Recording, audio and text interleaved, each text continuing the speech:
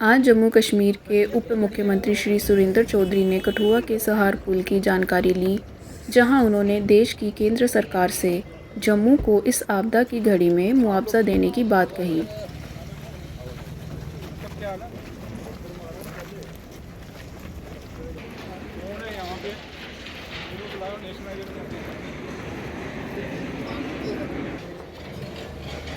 क्षतिग्रस्त हुए पुल का जायजा लेने जो है वो पहुंचे हैं।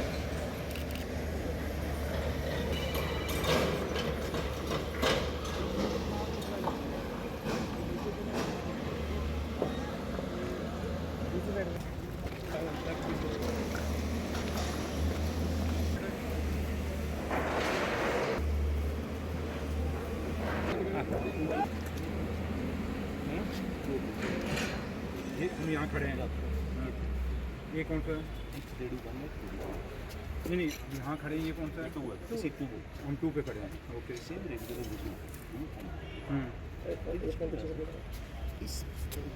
ब्रिज का पूरा बंद पानी है। ये एरिया ये कुछ 15 साल तक पानी है। सारा पानी इस नाले इस नाले में 15 स्पैन 15 बच्चों अगर पैदल पानी निकल जाए कोई इशू नहीं आया। और सारा पानी पोस्ट पैच ये 2 ब्रिज थे इनके। एक ब्रिज ये है, एक ब्रिज ये है। ये तो बंद दोनों ये बंद हो गया। इसमें से पानी आ रहा है।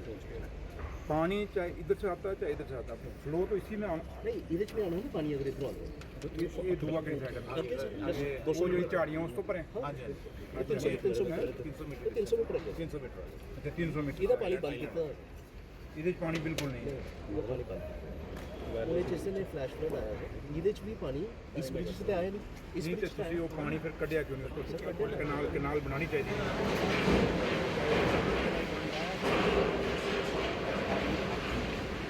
क्या रुक जा 2 मिनट।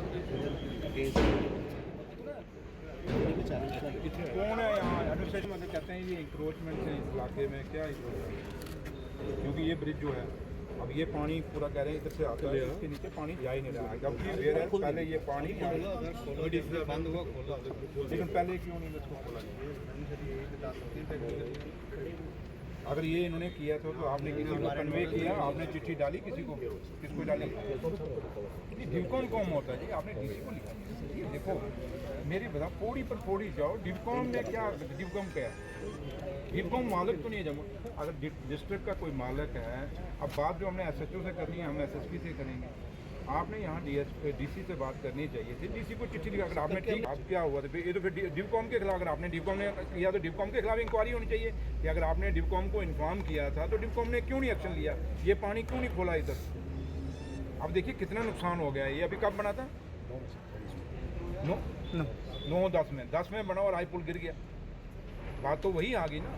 देखिए आप भी यहीं के हैं, लोकल हैं। तवी पुल कितना पुराना है और जितना तवी पुल ने बर्दाश्त किया इस फ्लड को, मेरी साहब मतलब हमें था कि तवी पुल चला जाएगा। जो पुराना पुल निकले वो जो 76-77 में बना वो पुल टिका रहा। और ये पुल थोड़ा सा पानी उतना पानी तो इसको आया नहीं। इसका लेवल क्या था पानी का? यहाँ ऊपर से आ रहा है। ऊपर से पानी निकला। एक ही साइड में पुल का पानी का डाइवर्ट कराना चाहिए था। वो पानी निकलना चाहिए था। ये तो बहुत बड़ा बस के कारण देखो आपको पता है मैं बड़े जमीन से जुड़ा हुआ हूँ। क्लाउड ब्रस्ट जितना हुआ तभी में आया, तभी से ज़्यादा क्लाउड नहीं हुआ। आप में से कितने क्लाउड ब्रस्ट जो हैं नेशनल हाईवे के साथ में हुए? तभी कहाँ से शुरू होती है, कहाँ से आती है? ये कहाँ से स्टार्ट होता है? ये नाला, इसका क्या नाम है? सारखट। ये सारखट कहाँ से शुरू होती है? उमरी कितने किलोमीटर होनी? तो 7 किलोमीटर। और तभी कहाँ से आई? और तभी इसका कैचमेंट एरिया मतलब ये मैं देखो मैं ये नहीं कहता आप लोगों को, बट मैं कहता हूँ कि आपको जम्मू कश्मीर जो आपके स्ट्रक्चर बना, या तो उनको जम्मू कश्मीर की खड्डों का आइडिया नहीं है, या वो जम्मू कश्मीर की खड्डों का आप लोगों से या फिर वो डिस्कस नहीं कर रहे, वो वहाँ से दिल्ली में बैठ के ड्राइंग बना रहे हैं। मतलब दरिया की हिस्ट्री तो देखी जाती है ना, आप थोड़ा पीछे करेंगे, इसको हिस्ट्री तो है नहीं। आप यहाँ सांबा से लोकल हो, यहीं से हो ना? आपको सांबा की खड्डों का नहीं पता? पता सर। आज बेशक इन्होंने चोरी की है। अब जैसे कल तक ग्रेटर क्लाइट पूरी खड्ड होती थी, आज खड्ड ने पानी किया नहीं किया। मुझे याद है मैं कल तक की खड्ड में वहाँ से वॉक करने जाता होता था, पीछे पूरी खड्ड होती थी। आज वहाँ ग्रेटर क्लाइट बन गया, तो आज वो पानी देखो वही हुआ, लोगों के घरों में घुसा।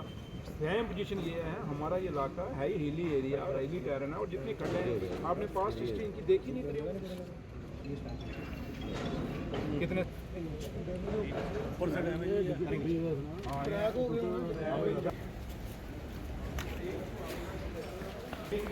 आपका पता है कि पानी दूर गिरे, वो चीज नहीं होता। उसके कारण क्या होता है, ये हमारी जो है मड चलता है, जब पानी चलता है मड चलता है, ये पत्थर शत्तर इसमें चलता है, वो आसपास सा पानी से प्रेशर आता था, ये निकल जाता। ये भी एक रीजन। बड़े पत्थर भी आते हैं इसमें स्टील। मैं कहता हूँ आप कोई लैंडमार्क तो यही पड़ी देते हैं, इन्हीं की टाइमें हमारी काम की है। मतलब इतना लाग लगवा उन्होंने नहीं लगाया, बट यहाँ क्या, और ये भी आपका खतरे में है पुल देखो।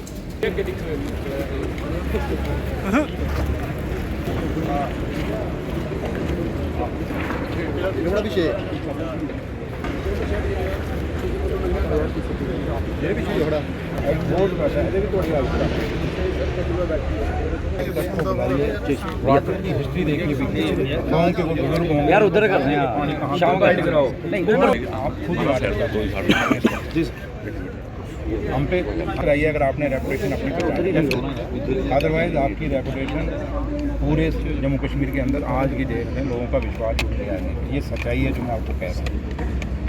इसलिए अब क्योंकि being PWD incharge PWD minister, मेरे पर भी जिम्मेदारी है और कहीं ना कहीं कुछ चीज़ों का कंप्रोमाइज़ है।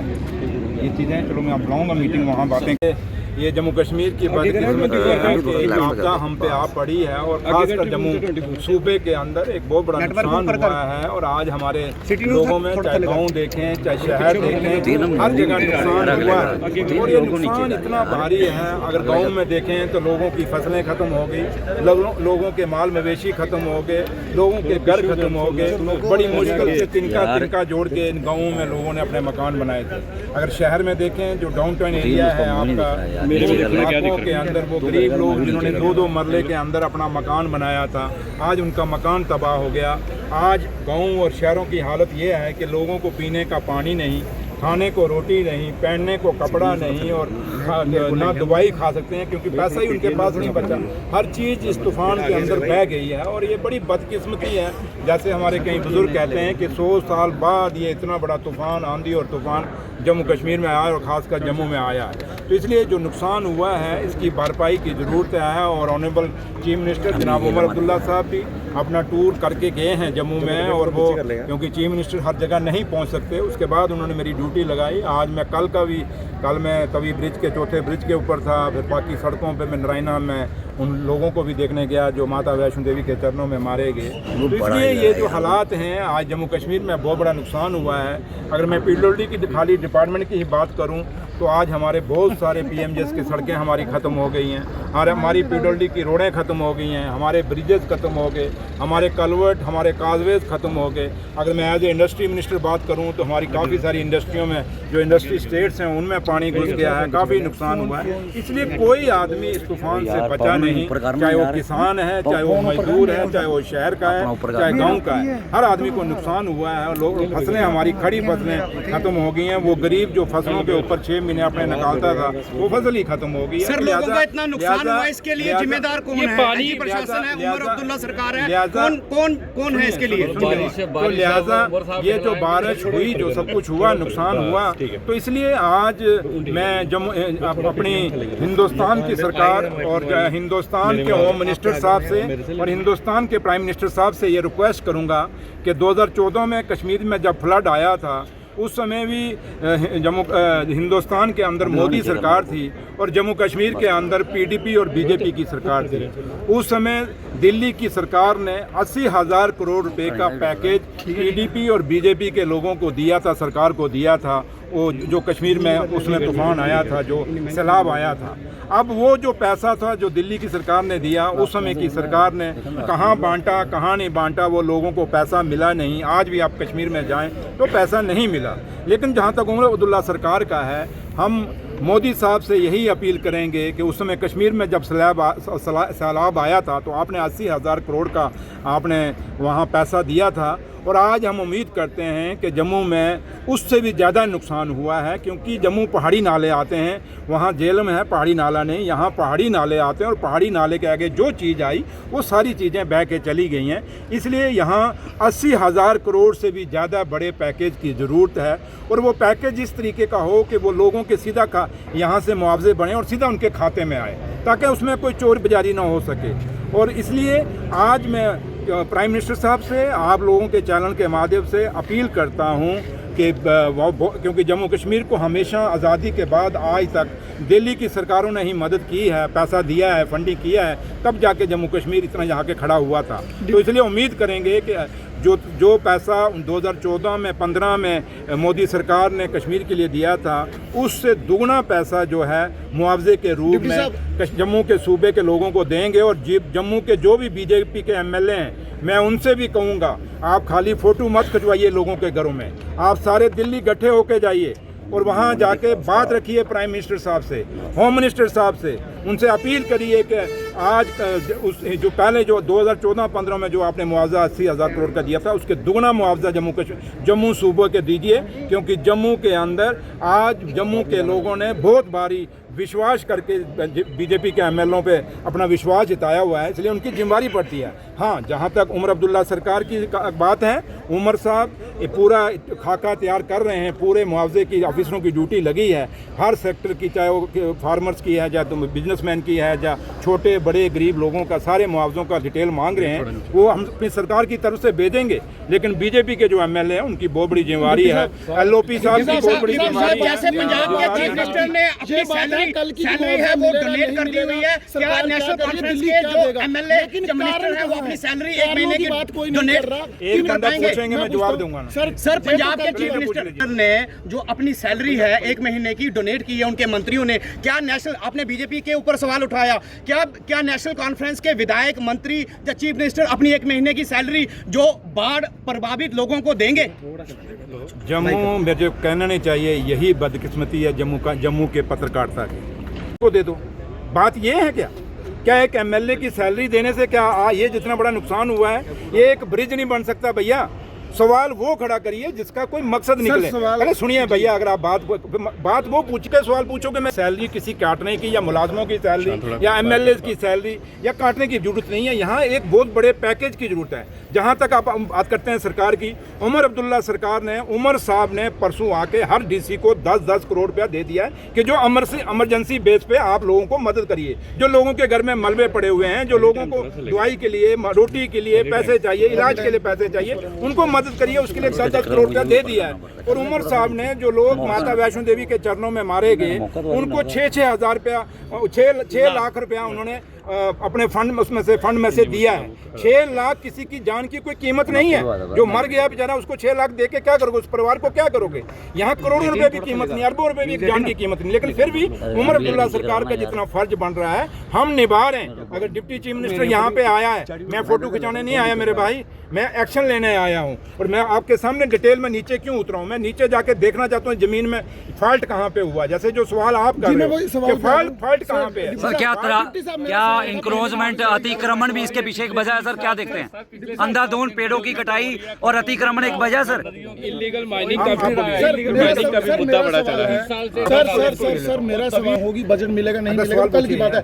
सवाल है कि कारण कौन शिनाख्त करेगा? पुल कैसे टूटा? महज 10 साल हुए और आज रातों रात क्रेड पड़ रहे हैं, युद्ध स्तर पर काम हो गया। आज से पहले क्यों नहीं हुआ? बाद भी देख के आया हूँ, वहाँ भी मैंने एक बात कही है।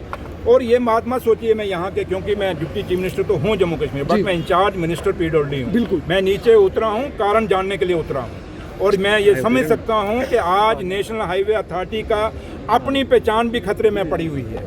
नेशनल हाईवे अथॉरिटी को अगर अपनी पहचान बचानी है तो उनको ये जवाब देना होगा कि ये दूसरी बार हुआ। पहले पीछे कठुआ में पुल बैठ गया था, आज फिर एक पुल बैठा है। बैठा क्या, बह ही गया। आप समझें, ये तो आप समझें इसको बैठ गया, समझो खत्म हो गया। इसलिए वहाँ एम्स में भी यही हुआ। मैंने एक एग्जांपल दी कि तभी ब्रिज जो है, आप कहीं तो आप तो बाद में पैदा हो, जो मेरी उम्र के लोग हैं, हमसे भी पहले, मेरी 57 साल उम्र है, 1976-77 में तभी ब्रिज बना है। उतना कितना फ्लड आया उसके बावजूद तभी ब्रिज जो है नहीं हिला। इसका मतलब वो क्वालिटी थी, उसका स्ट्रक्चर अच्छा था, उसका डिज़ाइन ठीक था। आज कहीं ना कहीं एक कारण नहीं, मुझे लगता है कि नेशनल हाईवे अथॉरिटी को अपने स्ट्रक्चर जो इंजीनियर हैं, अपने डिज़ाइन जो लोग करते हैं, जो आर्किटेक्ट हैं इनके, उनको भी बुला के उनके चेक करने होंगे। और मुझे लगता है कि इन दरियाओं को देख के, इनके इतिहास को देख के, इनको कितना पानी आता है उसके मुताबिक नक्शे नहीं बनाए गए। ये दिल्ली में बैठ के नक्शे बनाए गए हैं, जिसके कारण आज ये पुल बह रहे हैं। ये 10 सालों के अंदर, 12 सालों के अंदर बह रहे हैं। ये कौन सी क्वालिटी है? और क्वालिटी का भी शक है। और मैंने सांबा में भी कहा, मैंने कहा अब हमें शक पड़ गया नेशनल हाईवे अथॉरिटी के कामों के ऊपर। अब खाली हम ब्रिजेस को चेक नहीं कराएंगे, हम इनके फ्लाईओवर को भी चेक कराएंगे। ये ना हो कि फ्लाईओवर हमारे लोगों के सिरों पे आके गिरे। ये क्वालिटी हम ऐसी क्वालिटी नहीं चलने देंगे। और जम्मू कश्मीर की सरकार ऐसी कोई डेवलपमेंट नहीं चाहेगी जो हमारे लोगों का कत्ल करे या कल हमारे आबू हवा को कत्ल करे। ये क्लाउड ब्रस्ट क्यों हो रहे हैं? ये चीज़ें वही हैं जो हम आज लोग, जैसे आपने पूछा क्या रीज़न है, एक तो दरियाओं के किनारे जो हम इलीगल इंक्रोचमेंट कर रहे हैं, हमें भी सोचना पड़ेगा और आपको भी लोगों को जागरूक करना पड़ेगा कि हमें इंक्रोच नहीं करना। दूसरा, हमें जंगल बचाने होंगे, पेड़ पौधे बचाने होंगे। हम साथ होकर इलीगल माइनिंग कराते हैं। इस माइनिंग को बचाने के लिए आप लोगों को कदम उठाने होंगे। अगर पुलिस नहीं पकड़ती, आप लोग क्या रास्ता नहीं बंद कर सकते? हम लोग, कुछ लोग खुद क्या करते हैं, अगर मुझे माइनिंग नहीं मिलती हम दूसरे की कंप्लेंट डालते हैं। ये सिस्टम बंद करना होगा ईमानदारी से। जब से मैं आया हूँ मैं माइनिंग के पीछे कितना रहा, लेकिन मैं अकेला क्या कर सकता हूँ? जब तक पुलिस इसमें साथ नहीं देगी, जब तक यहाँ पे जीसी साथ नहीं देंगे, तब तक अकेला माइनिंग डिपार्टमेंट क्या कर सकता है, ये आप भी समझ सकते हैं। तो आपको सर रोक कौन रहा है? सुनो ना भैया, रुक नहीं यार, काली क्यों पड़ गए? रोक। जम्मू कश्मीर में 2 सरकारें चल रही हैं। एक है एलजी सरकार, एक है उमर अब्दुल्ला सरकार। उमर अब्दुल्ला सरकार को लोगों ने चुन के भेजा है। उमर अब्दुल्ला सरकार अपना फर्ज निभा रही है और डिप्टी चीफ मिनिस्टर आपके बीच में खड़ा और आपके सवालों का जवाब दे रहा है। एलजी साहब को किसने रोका इस पुल पे आने के लिए? एलजी साहब को किसने रोका पिछले पुल पे जाने के लिए? एलजी साहब को किसने रोका? पूरा जम्मू खत्म हो गया, पूरा जम्मू बह गया, पूरा जम्मू के मकानों के मकान खत्म हो गए। आज जम्मू ट्रैफिक ही नहीं है, लोग घरों से नहीं निकल रहे, पीछे परेशान है। तो एलजी साहब क्यों नहीं जाते? और एलजी साहब, जब ये पूरा हादसा हो रहा था, एलजी साहब पता नहीं यूपी में बैठे थे कि बिहार में बैठे थे। एलजी साहब को जवाब देना होगा। जब 22 शरण हुआ, पहलगाम हुआ, उसमें 82 दिन के बाद उन्होंने माफी मांगी। उसके बाद तब भी हमने सबक नहीं लिया। फिर माता मचेल का यात्रा जो हुई पाडर में, वहां लोग मारे गए। जब हाई अलर्ट था, वो यात्रा रोकी क्यों नहीं गई भैया? यात्रा रोकनी चाहिए थी, नहीं रोकी गई। वो लोगों को मारा गया। कल आपके सामने डॉक्टर जितेंद्र सिंह, कल आपके सामने माता वैष्णो देवी पे लोग मारे गए। 35 लोग हमारे जो मेहमान थे, यात्री आए, वो तो मारे गए। कैसे मारे गए? चलो मचेल माता का तो श्राइन बोर्ड नहीं था, यहाँ तो श्राइन बोर्ड था। आप लोगों में से भी सबको पता, जो मैं भी बचपन में जब जाता था माता पे, जब दरबार में लोग ज्यादा होते थे, अदकौरी में ज्यादा होते थे, कटरा में यात्रा रोकी जाती थी। यात्रा क्यों नहीं रोकी गई? यात्रा की मूवमेंट क्यों नहीं बंद की गई? अगर लोग वापस ही आ रहे थे, उनको वहां दरबार में क्यों नहीं रोका गया? ये सवाल खड़े किस पे होते हैं? श्राइन बोर्ड का चेयरमैन कौन है? एलजी साहब, मनोज सिन्हा साहब? ये जम्मू कश्मीर की सरकार के अंडर तो नहीं है ना श्राइन बोर्ड?